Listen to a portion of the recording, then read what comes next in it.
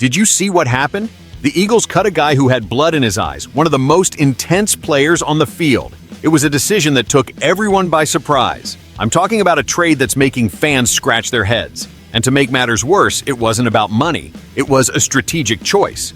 Was it really the right move? Hit the like button, subscribe to the channel, and let's get this discussion going, because there's a lot wrong with this story. Let's get straight to the point. The Eagles traded C.J. Gardner-Johnson. Yes, that one. The guy who was the soul of the secondary. And it wasn't because his contract was expensive. It wasn't because he was asking for too much.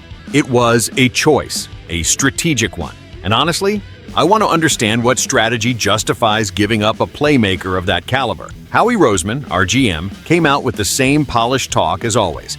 He said the decision can't be seen in isolation, that it's about keeping the core young, that they were our recent draft players needing space.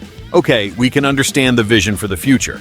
But what about the present, my brother, and the upcoming season? C.J. Wadikike was essential in the two campaigns that took the team to the Super Bowl. Smart, aggressive, with absurd game reading. The guy brought intensity and identity to the defense. And what does the Eagles get in return?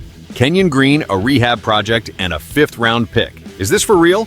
All right, I get that you want to give more snaps to Sidney Brown. I understand there's a heavy salary plan coming, with Saquon, Zach Bond, Lane Johnson, and other big names renewing. But CJ is still at his peak, with a manageable contract, and he was handed over like this, with a red bow to the Houston Texans.